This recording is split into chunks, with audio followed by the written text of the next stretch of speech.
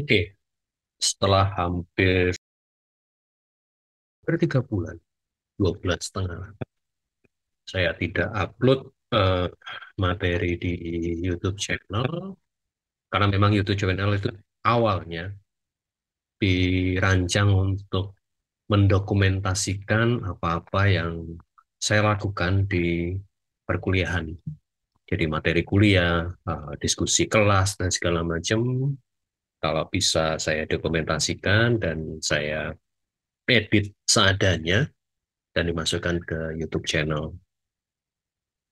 Dan sejak Mei 2023 ini memang perkuliahan sedang libur. Artinya setelah saya setor nilai di pertengahan Mei, kemudian kesibukan administratif dan segala macam menyebabkan YouTube ini menjadi tidak ada, sepertinya tidak ada kegiatan, dan memang tidak ada kegiatan.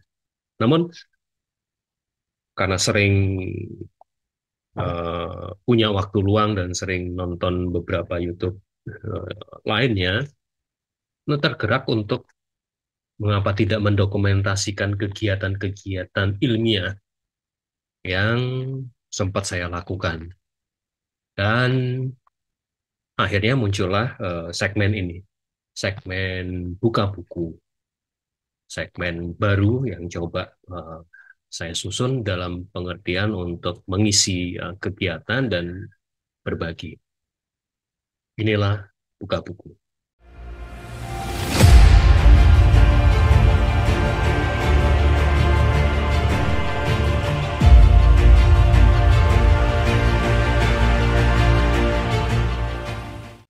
Oke, untuk edisi pertama, seri pertama dari buka buku, kita akan bicara, ya, coba diskusi, saya coba sharing apa-apa yang saya baca, ya, dan buku pertama adalah buku Research Method for Architect. Research Methods, ada S-nya, plural. Jadi metodenya tidak satu, tapi banyak, yang dikarang oleh Ray Lucas. Ray Lucas adalah seorang pengajar di Manchester School of Architecture di Inggris, dan penelitian doktoral dari Ray Lucas ini diambil di Skotlandia, dan bidangnya adalah bidang sosial antropologi. Sehingga dari konteks ini kita jadi paham, atau minimal kita punya gambaran bahwa buku ini akan bicara arsitektur dari sudut pandang tertentu. Buat saya, ketika membaca buku seringkali mencoba melihat siapa pengarangnya. Dan ini yang saya pelajari dari Prof. Gunawan Cahyono. Prof. Gunawan di beberapa kesempatan bedah buku selalu mengatakan apa yang saya lakukan terhadap sebuah buku awalnya adalah siapa pengarangnya dan bagaimana track record-nya. Ini akan membantu sekali ketika kita mencoba memahami konteks buku ini. Di buku ini juga akan bicara tentang konteks. Pembahasan buku ini akan saya bagi menjadi 3 bagian, karena buku ini cukup banyak bahasanya. Menjadi 3 bagian. Itu adalah bagian pertama, bagian pendahuluan adalah what is architectural research. Apa itu riset arsitektural? Bedakan ya arsitektur dan arsitektural. Ini yang cukup menarik untuk dipahami. Kemudian nanti bagian kedua bicara tentang dasar-dasar, atau di buku ini dikatakan sebagai fundamental of architectural research, hal-hal yang mendasar dari riset arsitektural. Dan bagian ketiga lebih ke practical application dan studi kasus.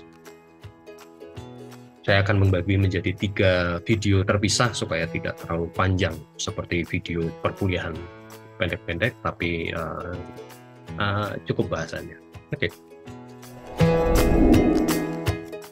Tujuan buku ini sebenarnya atau sasarannya Si Ray Lucas mengatakan Handbook for Research in Architecture considered to be humanities discipline, lebih kepada kemanusiaan. Sudut pandangnya, kembali lagi ya di bahasan tadi, di pengenalan terhadap Ray Lucas, dia lebih ke antropologi, hingga sudut pandangnya adalah sudut pandang humanity, humaniora atau kemanusiaan. Jadi memahami arsitektur atau meriset arsitektur dari sudut pandang humaniora. Itu kenapa dia mengatakan what is architectural research, bukan arsitektur research. Di terjemahan bahasa Indonesia sama aja sih, riset arsitektur. Tapi kita akan bisa membedakannya ketika membaca lebih lanjut. Oke, tadi sudah dijelaskan bahwa ada 3 bagian. Lalu di bagian pertama ini kita akan membahas tentang riset. Apa itu riset arsitektural? Memahami riset arsitektural memang bukan memberi jawaban, atau jawabannya bukan singular, bukan tunggal. Karena secara pemahaman arsitektur juga multi wajah, multifaceted, dan disiplin arsitektur juga bisa dipahami atau bisa disorot dari bermacam sudut pandang. Namun buku ini punya ruang lingkup seperti tadi, Handbook for Research in Architecture, dan terkait dengan kemanusiaan. Dan tujuan buku ini adalah menguji metode penelitian yang sesuai dengan tujuan tadi, kemanusiaan di dalam arsitektur. Maksudnya adalah mengembangkan peran arsitektur sebagai disiplin dengan minat pada teori perwujudan ruang, peran sosial pada ruang, konteks kesejarahan di mana tempat. Jadi ada hubungan antara manusia dan tempat dan ruang arsitektur itu sendiri, tempat di mana kita hidup. Arsitektur adalah aktivitas yang amat luas, namun buku ini kemudian membatasi diri pada arsitektur sebagai disiplin yang mendampingi dan berdampingan dengan ilmu geografi, antropologi, dan sejarah. Jadi sudut pandangnya adalah sudut pandang yang seperti dipahami tadi, sudut pandang kemanusiaan. Ini menarik karena perkembangan arsitektur sekarang, apalagi dengan AI dan segala macam, lebih banyak menyoroti masalah teknologi. Teknik dan teknologi di dalam penelitian arsitektur memang tidak bisa dipisahkan, atau dalam keilmuan arsitektur tidak bisa dipisahkan.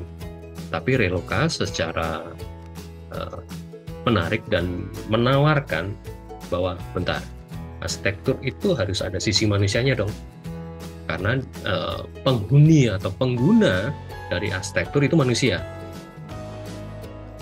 Bagi Ray Lucas, terutama yang tertuang dalam buku ini, arsitektur adalah kumpulan pengetahuan yang terus berkembang, yang berkaitan dengan bagaimana kita menggunakan ruang, kemudian bagaimana kita tinggal dan menempati, kemudian bagaimana membangun tempat yang bermakna dan memberi bentuk pada dunia secara keseluruhan, kemudian bagaimana kita memahami dunia yang dibingkai oleh apa yang kita bangun di dunia ini. Jadi interaksi antara manusia, bangunan, arsitektur, dan alam itu menjadi fokus perhatian Ray Lucas. Bukan hanya sekedar teknik atau teknologi semata, tapi sudut pandangnya adalah sudut pandang manusia itu sendiri. Tujuan di buku ini adalah memberi panduan pada pembaca, terutama pembaca, terserah ya, pembaca bisa peneliti, bisa mahasiswa, atau ya semua orang yang kebetulan mencoba mendalami arsitektur melalui penelitian. Jadi memberi panduan bagi para pembaca dalam memproduksi riset arsitektural. kembali lagi ya, sudut pandangnya sudut pandang humaniora atau kemanusiaan. Rilukas di bagian pendahuluan ini memberi penekanan akan 3 hal: konteks, metodologi, dan teori. Ketiga hal ini yang kemudian akan sangat mempengaruhi proses penelitian tersebut. Ketika konteks menjadi ujung tombak atau ketika konteks menjadi pemimpin atau yang diutamakan, maka konteks digunakan untuk menggambarkan apa yang menjadi subjek penelitian, bagaimana letak dan batasnya. Jadi fokus utama dari penelitian yang mengutamakan konteks justru pada ruang lingkup. Si peneliti akan berjalan atau peneliti akan mengoperasionalkan penelitiannya dalam ruang lingkup yang seperti apa. Itu yang disebut dengan konteks. Di sini kemudian aspek metodologi dan aspek teori mengikuti konteks tersebut. Sehingga pemilihan metodologi, pemilihan teorinya itu disesuaikan dengan ruang lingkup atau dengan konteks yang dibuat atau dirancang oleh si peneliti. Mungkin ada satu kasus sama, tapi ketika konteksnya berbeda, maka metodologinya berbeda, maka teori yang digunakan berbeda. Yang sering terjadi adalah konteksnya tidak cukup ketat, sehingga pemilihan metode, pemilihan teori itu agak kabur, sehingga yang diperlukan dalam titik berat konteks sebagai ujung tombak di sini adalah ruang lingkup yang cukup ketat yang dibuat oleh peneliti. Kemudian bukan berarti metodologi tidak bisa menjadi lead, tidak bisa menjadi pemimpin di penelitian apa yang disampaikan Rilukas ini dalam penelitian arsitektural. Bisa saja metodologi menjadi ujung tombak, menjadi yang diutamakan. Tujuannya adalah menguji metode. Jadi metode yang diutamakan adalah menguji apa-apa, langkah-langkah apa yang dilakukan. Di sini menjadi fokusnya adalah metode yang digunakan. Mungkin ada usulan metode, suatu metode yang digunakan kemudian diuji dengan kasusnya, dilengkapi dengan teorinya. Konteks di dalam hal ini adalah kasus yang digunakan. Mungkin konteksnya bisa melengkapi kasus-kasus. Kalau kasus seperti ini dengan metode yang diuji tersebut akan menghasilkan seperti apa. Jadi ketika metodologi menjadi fokus utama di sini, metode itu akan diuji. Kemudian yang terakhir adalah, ini yang sering terjadi, teori sebagai ujung tombak. Teori sebagai ujung tombak di sini mengutamakan peneliti harus bersifat kritis, dalam pengertian teori ini bisa dilakukan kritik. Kritik itu ada dua, kritik yang menyangkal atau kritik yang mendukung. Ketika teori ini menjadi fokus utama, maka apa yang dilakukan terhadap teori? Ini misalnya dilakukan di penelitian doktoral. Selalu ditanyakan ketika ujian adalah grand teorinya apa. Lalu dari grand teori tersebut, apa yang mau dilakukan? Apakah mengkritik, apakah menyangkal, atau menyempurnakan? Ada 3 berarti. Menyempurnakan dari teori tersebut. Jadi menyangkal, mendukung, dan menyempurnakan. Dan orientasinya adalah dialektika. Artinya si peneliti menawarkan teori baru atau menguji teori tersebut, dan akhirnya ujungnya adalah menghasilkan sebuah teori baru. Dan biasanya penelitian seperti ini akan lintas disiplin. Ray Lucas menggarisbawahi tersebut, dan sepertinya ini menjadi fokus utama dalam penelitian ini. Ray Lucas ingin menjadi buku ini menunjukkan bahwa penelitian arsitektural itu sebaiknya lintas disiplin, dan di penelitian yang mengutamakan teori memang sering dilakukan dan biasanya dilakukan secara lintas disiplin dengan meminjam teori di bidang lain seperti filsafat, ilmu sosial, dan politik. Di buku ini akan membahas banyak di bidang sosial dan beberapa contohnya nanti di bagian ketiga. Oke. Lalu di penghujung bagian pendahuluan ini yang cukup membuat saya sih jadi cukup shock juga, artinya dalam pengertian ternyata hal-hal yang selama ini dianggap biasa atau dianggap wajar ternyata diberi catatan oleh Lucas. Architectural history, not history of Aztec. Kalau dimasukkan di translate bahasa Indonesia sama aja sih, sejarah Aztec tuh. Tapi architectural history itu bukan history of Aztec. Ini menarik bahwa sejarah arsitektural sebaiknya melayani kebutuhan arsitektur secara menyeluruh. Respon peran arsitek dalam preseden secara untuk melahirkan praktek arsitektur masa kini dan menjadi acuan di masa depan. Maksudnya begini, Ray Lucas mencoba menyatakan bahwa penelitian kesejarahan arsitektural itu sebaiknya mempunyai dampak terhadap desain berikutnya, atau yang selama ini dipahami sebagai studi preseden, studi yang kita melihat kembali ke masa lampau kemudian mendapat pelajaran apa, itu architectural history. Sedangkan history of architecture dia belajar sejarah, apa aspek apa yang mempengaruhi terbentuknya sebuah karya arsitektur, bagaimana biografinya dan segala macam. Cukup berhenti di situ, tidak membawa dampak ke masa kini atau bahkan menjadi acuan atau menjadi panduan di masa depan. Itu bukan ranahnya atau bukan konteks history of architecture.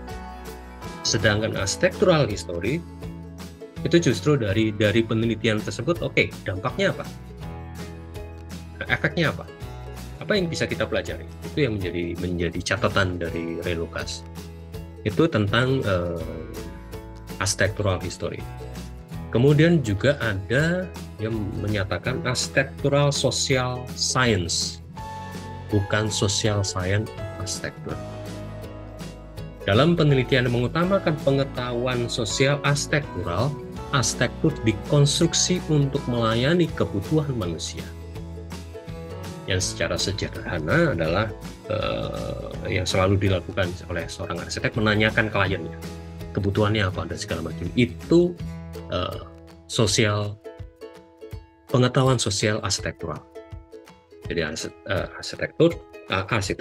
arsitek punya peran dan punya kesempatan untuk berdialog dengan kliennya. Itu bisa dilakukan secara sederhana seperti itu. Jadi dialog, kebutuhannya apa, kemudian dicoba dirancang. Itu kalau kliennya tunggal. Lalu bagaimana kliennya yang cukup besar? Nah, di sini dibutuhkan ilmu sosial. Itu yang dimaksud dengan Ray Lucas ini. Ilmu sosial yang kemudian membantu arsitektur dalam merumuskan sebenarnya yang dibutuhkan manusia atau dibutuhkan oleh calon pengguna itu seperti apa sih?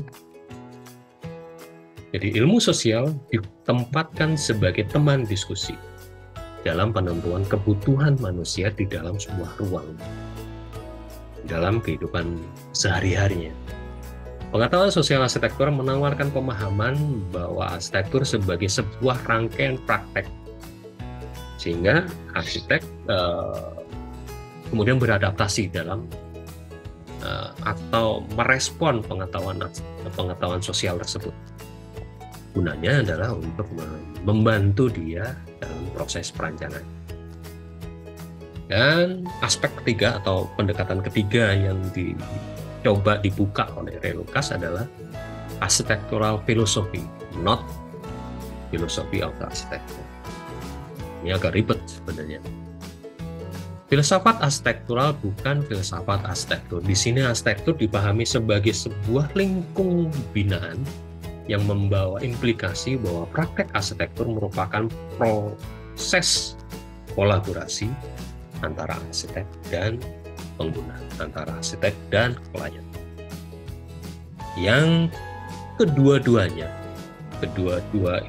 individu ini atau kedua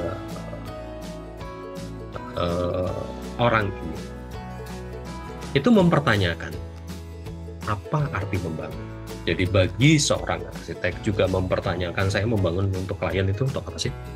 Apakah hanya sekedar transaksi ekonomi atau ada tujuan yang lain?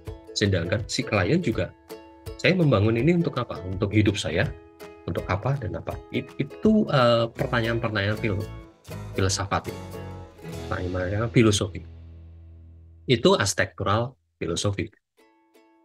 Jadi bagian ini atau aspek arsitektural filosofi itu kemudian mempertanyakan hal-hal yang cukup mendalam, kaitannya bukan sebagai bangunannya saja, tapi interaksi antar manusia. Mempertanyakan hal-hal yang mendasar, dan itu hal yang sangat wajar atau menjadi fokus utama di dalam pengetahuan filsafat. Kemudian di bagian akhir atau katakanlah kesimpulan dari bagian pendahuluan ini, Ray Lucas menggarisbawahi bahwa tujuan buku ini membahas bidang penelitian sebagai sebuah perluasan kemungkinan pendekatan penelitian arsitektural.